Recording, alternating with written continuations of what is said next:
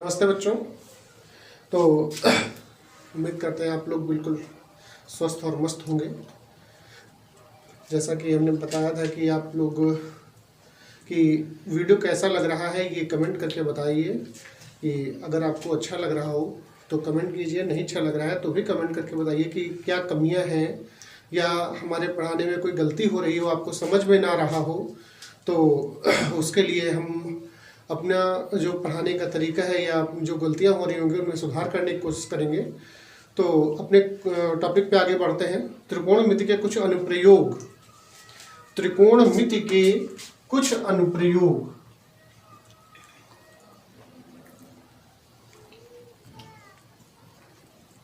त्रिकोणमिति के कुछ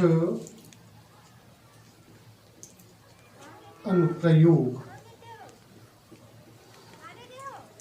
जैसा कि पिछली क्लास में या जब त्रिकोणमिति स्टार्ट किया था तो हमने बताया था कि त्रिकोणमिति एक ऐसी समस्या को हल करने के लिए है कि जिसमें कुछ भुजाएं और कुछ कोण या किसी त्रिभुज की कुछ भुजाएं और कुछ कोण दिए हुए हैं, तो उनकी अन्य भुजाएं या अन्य कोण किस प्रकार से ज्ञात करते हैं। तो ये तो त्रिकोणमिति की शुरुआत में ही हमने बता दिया था, लेकिन हम यहाँ बात करेंगे त्रिकोणमिति के कुछ अनुप्रयोग से। तो त्रिकोणमिति के कुछ अनुप्रयोग में हम चैप्टर को पढ़ेंगे ऊंचाई और दूरी। तो ऊंचाई और दूरी को हल करने के लिए, उनकी समस्या को हल करने के लिए हम समकोण त्रिभुज का प्रयोग करेंगे। तो समकोण त्रिभुज में हम दो प्रकार के कोणों की बात करेंगे। एक कोण लेंगे उन्नयन कोण, पहला कोण लेंगे उन्नयन कोण और दूसरा होगा अवनमन कोण। अवनमन कोण। उन्नयन कोण से मतलब इस चीज से है कि यदि कोई वस्तु, अगर हम उससे परिभाषा के रूप में पढ़ें कि यदि कोई वस्तु हमारी आंख की क्षैतिज रेखा से ऊपर स्थित है तो हमें उसे देखने के लिए अपने सर को ऊपर उठाना होगा। तो क्षैतिज रेखा और दृष्टि रेखा के बीच जो कोण बनेगा उसे कहेंगे उन्नयन कोण। और अवनमन कोण की बात करें कि जब भी कोई वस्तु हमारी आंखों की क्षैतिज रेखा से नीचे स्थित होगी तो उसे देखने के लिए हमें अपने सर को झुकाना पड़ता है। तो जो क्षैतिज रेखा और हमारी जो आंख की दृष्टि रेखा है उसके बीच का जो कोण होता है उसे कहते हैं अवनमन कोण। क्लियर हुआ? तो अब बात करें तो सिंपल से एक बात है कि जैसे जब कोई वस्तु ऊपर रखी होगी तो हम अपने सर को नीचे करके ऐसे नहीं देख सकते उसे। ऊपर की वस्तु को देखने के लिए ऊपर ही देखना पड़ेगा। तो अगर हम मान लेते हैं कि हमारी आंख का जो क्षैतिज बिंदु है ये लेवल पर है और जो हम दृष्टि रेखा देखेंगे तो इस तरह से देखेंगे, मतलब कि जैसे मान लेते हैं किसी व्यक्ति की आंख जो है यहाँ पर है और उसे वस्तु यहाँ पर रखी हुई देखनी है, तो आंख के साथ में जो क्षैतिज रेखा होगी ये हो जाएगी और क्षैतिज रेखा और हमें देखने के लिए दृष्टि रेखा को ऐसे देखना पड़ेगा।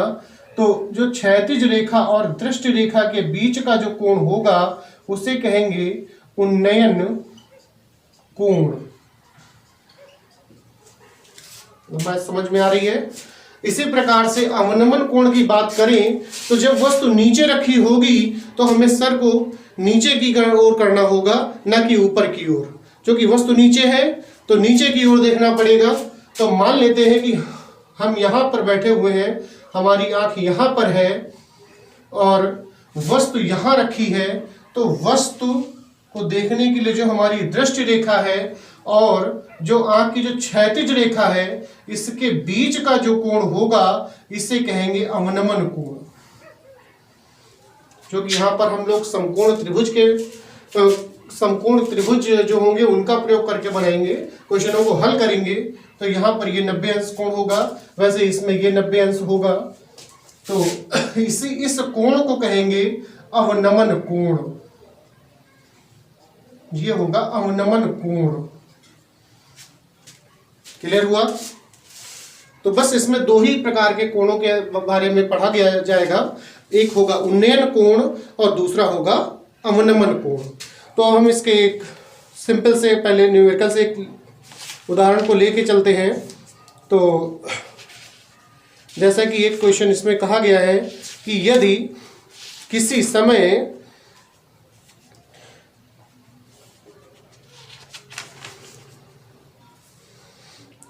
यदि सूर्य का उन्नयन कोण 30 अंश था, एक स्तंभ की परछाई 20 मीटर मापी गई। क्वेश्चन को यहां पे मेंशन कर लेते हैं।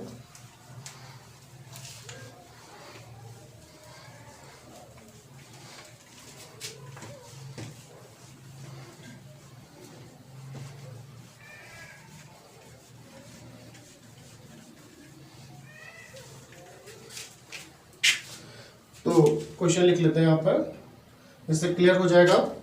कहा गया है जिस समय सूर्य का उन्नयन कोण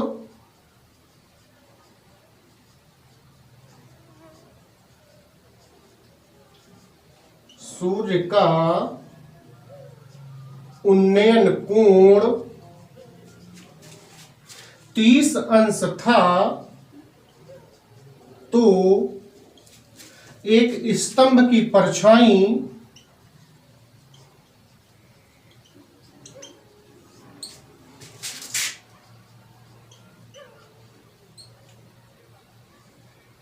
बीस मीटर मापी गई,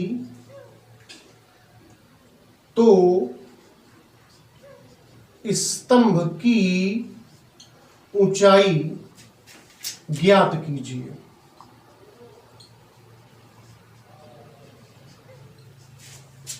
तो इसमें एक सबसे बड़ा लॉजिक तो ये है ऊंचाई और दूरी चैप्टर को हल करने के लिए कि जैसे जैसे क्वेश्चन कहा गया है हम सबसे पहले उसका चित्र बनाएंगे।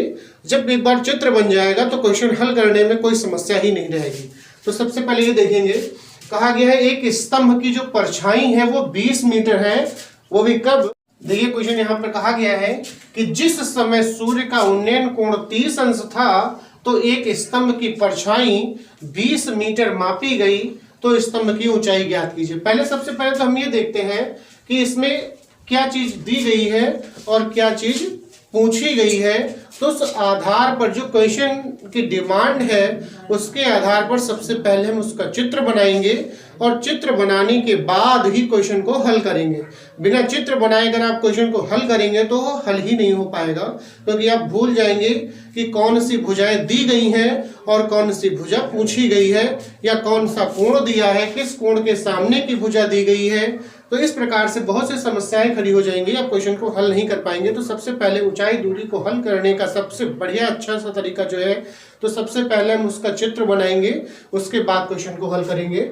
जैसा कहा गया एक स्तंभ, तो चूंकि स्तंभ सीधा ही खड़ा होगा क्षैतिज पर, और यहाँ पर हम ये देखेंगे कि स्तंभ की जो परछाई है वो 20 मीटर है। चूंकि परछाई क्षैतिज पर ही बनेगी, आप जब भी कभी जमीन पर खड़े होते हैं आपकी परछाई बनती है तो वो हवा में नहीं बनती, वो जमीन पर ही तो बनती है। तो वैसे ही स्तंभ की जो परछाई है वो जमीन पर ही बनेगी। और सूर्य का जो उन्नयन कोण है वो कहा गया था 30 अंश है। ये हो गया उन्नयन कोण जो 30 अंश है, और स्तंभ की परछाई की लंबाई दी गई थी 20 मीटर, जो कि यहाँ पर स्तंभ की ऊंचाई पूछी गई है। तो हम स्तंभ की ऊंचाई को मान लेते हैं h मीटर है। त्रिभुज के कोणों के नाम डाल देते हैं इसमें, ए, बी और सी। तो अब हमें ये देखना है, क्योंकि हमने पहले ही बताया था इसमें हम समकोण जो त्रिभुज होगा हम उसका प्रयोग करेंगे। तो समकोण त्रिभुज में हमने आपको पहले ही बताया था 3 भुजाएं जो होती हैं उन तीनों के नाम क्या है, एक बार फिर से बता दे रहे हैं कि 90 अंश जो कोण होगा उसके सामने की भुजा को कर्ण कहते हैं।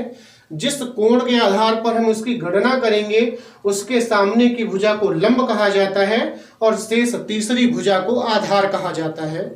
ये हम पिछले वीडियो में आपको बता चुके थे। तो अब आगे बढ़ते हैं इसमें। तो यहाँ पर जो भुजाएं दी गई हैं, क्योंकि हमें 30 अंश कोण से गणना करनी है, तो 30 अंश कोण के सामने की जो भुजा है वो h मीटर हमने मानी है। क्योंकि इससे गणना करनी है तो इसको हम मानेंगे लंब, और शेष तीसरी भुजा जो है वो आधार कहलाएगी। तो यहाँ पर जो हमारे पास जो भुजाएं दी गई हैं उसमें एक लंब है और दूसरी आधार है। तो आपको ये ध्यान देना है कि लंब और आधार किस अनुपात में आते हैं। हमने अनुपात और त्रिकोणमितीय जो अनुपात है और उनकी भुजाओं के संबंध के बारे में बताया था कि साइन थीटा बराबर लंब बटा कर्ण होता है, कॉस थीटा बराबर आधार बटे कर्ण होता है और टेन थीटा बराबर लंब बटा आधार होता है। तो आपने ध्यान दिया होगा कि टेन के फॉर्मूले में लंब और आधार दोनों आ रहे हैं। तो हम यहाँ पर टेन थीटा का प्रयोग करेंगे। तो सबसे पहले तो जो हमने माना हुआ है इसमें हम उसको मेंशन कर लेंगे। यहाँ पर लिखेंगे कि माना स्तंभ की ऊंचाई बराबर h मीटर। क्लियर है? तो समकोण त्रिभुज ABC में, तो समकोण त्रिभुज ABC की बात करें तो इसमें टेन थीटा बराबर लंब बटा आधार हो जाएगा। तो यहाँ पर जो कि थीटा कोण जो दिया गया है, जो हम थीटा प्रयोग कर रहे हैं, मतलब जो कोण से मान निकालना है वो 30 अंश है। तो थीटा की जगह पर हम 30 अंश का प्रयोग करेंगे। तो टेन 30 बराबर लंब है h और बटा आधार जो दिया गया है वो है 20। तो टेन 30 का मान होता है 1 बटा √3 बराबर h बटा 20। तिरक गुणा करेंगे तो h √3 बराबर 20 हो जाएगा, या h बराबर 20 बटा √3। एग्जाम में जब भी क्वेश्चन को हल करेंगे तो इस प्रकार से नहीं छोड़ेंगे। एग्जाम में जब भी क्वेश्चन को हल करेंगे तो उसे पूरा मान निकालेंगे, चाहे दशमलव में आए या चाहे पूर्ण संख्या में आए। तो आपने ध्यान दिया होगा सारणी में जो मान हम लोगों ने पढ़े थे उसमें वर्गमूल में केवल 2 ही संख्याएं थी। तो 2 संख्याएं वो थी √2 और दूसरी थी √3। इसके अलावा अंडर रूट के अंतर्गत कोई भी संख्या नहीं लिखी थी। तो √2 का जो मान होता है वो होता है 1.414 और √3 का मान 1.732 होता है। क्लियर हुआ? तो हम यहाँ पर √3 आया है तो √3 का मान लगाएंगे। अगर हम ऐसे डायरेक्ट मान यहाँ लगा दें √3 की जगह पर 1.732 तो हमें भाग करने में थोड़ी सी दिक्कत आ सकती है। तो इस वजह से पहले तो हम इसका परिमेयकरण करेंगे। परिमेयकरण से मतलब है जितना √3 लिखा हुआ है तो हम इसे ऊपर और नीचे √3 से गुणा और भाग करेंगे। तो इंटू तो √3 बटा √3। तो ये हो जाएगा h बराबर 20√3 और बटा 3। अब आप देख रहे होंगे कि जो बटे में जो संख्या आई है वो 3 है। तो 3 से भाग करना कोई खास कठिन काम नहीं है। अब यहाँ पर हम मान लगाएंगे तो लिखेंगे h बराबर तो 20 और इंटू अब √3 का मान लगा देंगे जो था 1.732 और बटा 3। ऊपर की पहले गुणा कर लें तो h बराबर 1 0 2 दूना 4 2 3 6 2 7 14 के 4 हासिल लगा 1 2 1 कम 2 1 3। क्योंकि 0.3 अंक पहले है तो 3 अंक पहले यहाँ दशमलव लगा देंगे और बटा 3। तो h बराबर 34.64 और बटा 3। अब इसको 3 से हम भाग कर लेंगे तो ये हो जाएगा h बराबर 3 1 कम 3 पूरा कट जाएगा। अगला पद 4 उतारेंगे फिर 3 1 कम 3 1 बच गया, दशमलव लगा लिया 16 हो जाएगा। 3 5 15 फिर से 1 बचेगा 14 हो जाएगा। क्योंकि 3 5 15 लगभग 14 के बराबर है तो 11.55 मीटर होगा। ये हो जाएगी जो मीनार है उसकी ऊंचाई 11.55 मीटर। ठीक है, नोट कर लीजिए।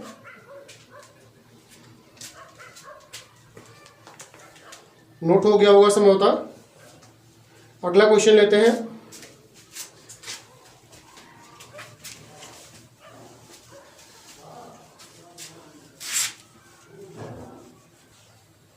तो अगले क्वेश्चन की तरफ बढ़ते हैं।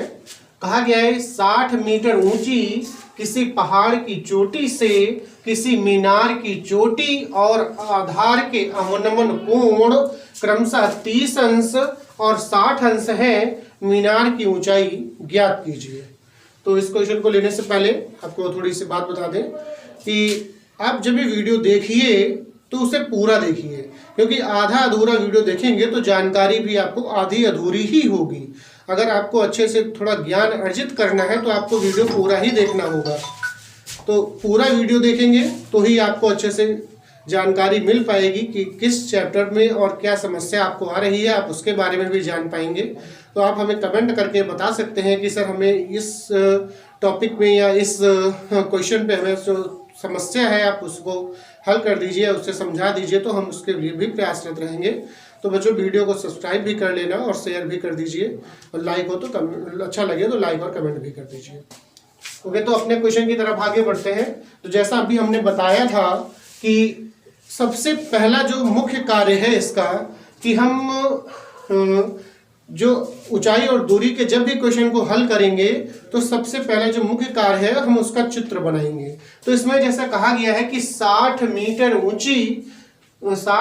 ऊंची किसी पहाड़ की चोटी से, तो पहले तो हमें यह समझना है कि पहाड़ की चोटी जो है वो ऊंची है या उसके पास में जो मीनार है वो ऊंची है।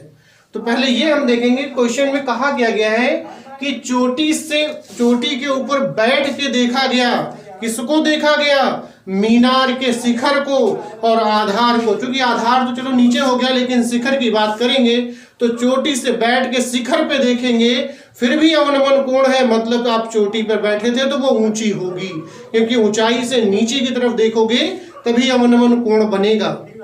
तो सीधे सी बात यह है कि जो ये पहाड़ की चोटी है वो ऊंचा है, पहाड़ ऊंचा है, न कि मीनार ऊंची है। तो सबसे पहले इसका चित्र बनाएंगे। ये एक बना लिया हमने पहाड़ और उसके पास में है एक मीनार।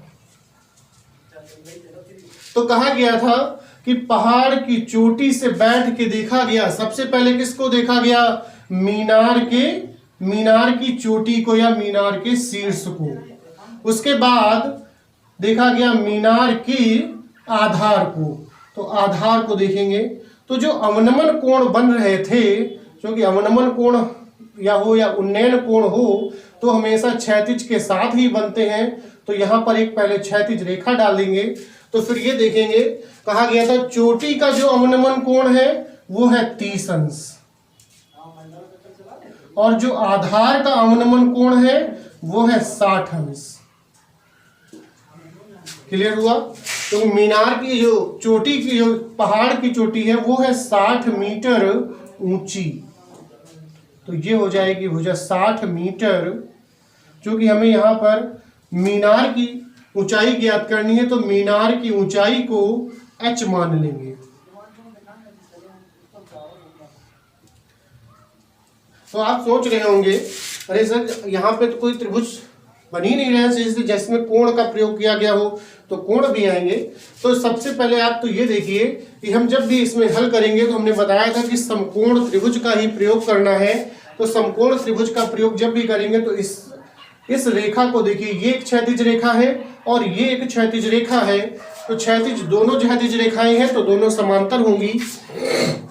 आपने पढ़ा होगा जब दो समांतर रेखाओं को एक तिर्यक रेखा काटती है तो उसका ये कोण और ये कोण बराबर होता है, जिन्हें कहते हैं एकांतर कोण।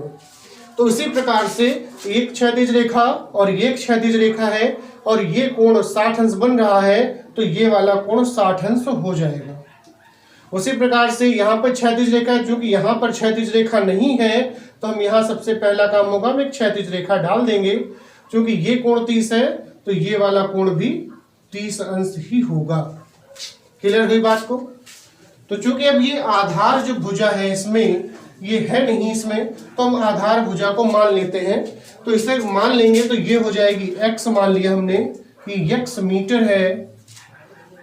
तो जब ये x मीटर है तो ये वाली भुजा भी x मीटर ही होगी। ठीक है ना? तो चूंकि ये भुजा h मीटर है तो ये वाली भुजा h मीटर हो जाएगी। तो जो शेष ऊपर का भाग बच रहा है ये कितना होगा, जरा ध्यान दीजिए। ये कितना होगा, क्योंकि यहां से और यहां तक की जो दूरी है वो 60 है और यहां से यहां तक की दूरी जो h है, तो शेष कितनी बची, तो 60 माइनस h हो जाएगी। इसमें नाम डाल देते हैं A, B, C, D और E। आप अपनी सहूलियत के हिसाब से चाहे जिस क्रम में या कोई भी अल्फाबेट का प्रयोग करके नाम डाल सकते हैं उसमें। तो जो हमने पहले माना है, जो पूछा गया है, पहले उसको हम लिखेंगे कि माना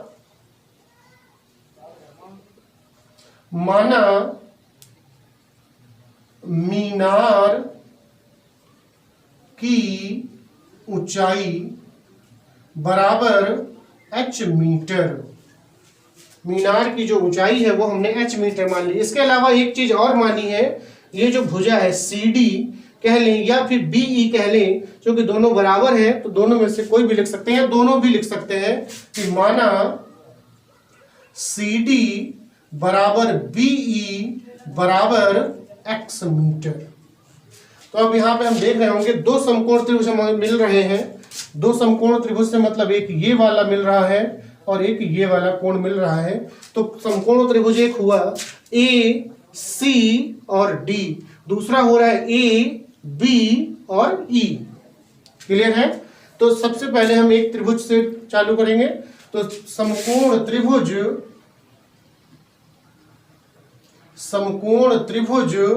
ACD में, तो ACD को अगर हम देखें तो ये भुजा लंब है और ये वाली भुजा आधार है। तो लंब और आधार आप जानते हैं tan के फार्मूले में आते हैं। तो यहां लिखेंगे tan थीटा बराबर L/A, क्योंकि यहां पर 60 अंश का कोण प्रयोग किया गया है तो हो जाएगा tan 60 बराबर, और ये जो लंब है ACD का A से C तक की जो दूरी है वो 60 मीटर है। तो लंब हुआ 60 और बटा आधार होगा x, क्योंकि आपको पता है tan 60 का मान √3 होता है। तो √3 बराबर 60 बटा x, या x √3 बराबर 60, या x बराबर तो 60 बटा √3। तो इसका हम परिमेयकरण कर लेते हैं। तो यहाँ पर √3 से गुणा भाग कर देंगे इसे, तो ये हो जाएगा x बराबर 60 √3 और बटा 3। तो 3 × 1 = 3 और 3 से 60 को भाग करेंगे तो 20 आएगा। तो x बराबर आ जाएगा 20 √3। क्लियर हुआ? x का मान आ चुका है। तो हम दूसरे त्रिभुज की तरफ बढ़ेंगे। तो दूसरा जो त्रिभुज है उसमें लिखेंगे समकोण त्रिभुज ABE में। तो फिर वही फार्मूला tan थीटा बराबर L/A। तो tan 30 बराबर, अब की बार ABE त्रिभुज के हिसाब से जो लंब है वो लंब ये है A से B तक की दूरी, और वो दूरी है 60 माइनस h। तो लंब की जगह पर लिखेंगे 60 माइनस h, और बटा जो आधार है वो है x। तो tan 30 का मान आप लोगों को पता है कि 1 बटा √3 होता है, बराबर तो 60 माइनस h, और बटा x का मान हम पहले ही निकाल चुके हैं जो है 20 √3। तो यहाँ पर √3 और √3 कट जाएगा तो बचेगा 1 बराबर 60 माइनस h और बटा 20। तिरे गुणा कर लें तो 20 बराबर 60 माइनस h, या h बराबर 60 माइनस 20, या h बराबर 40 मीटर। ये हो जाएगी मीनार की ऊंचाई। यही आंसर है इसका।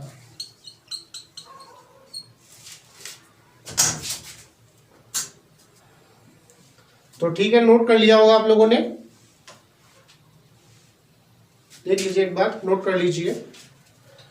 तो बात करते थे कि अगर आपको कोई दिक्कत आ रही हो तो आप हमें कमेंट करके बता सकते हैं और चैनल को सब्सक्राइब जरूर कर लें, और अगर अच्छा भी लग रहा है तो लाइक और शेयर जरूर कर दें।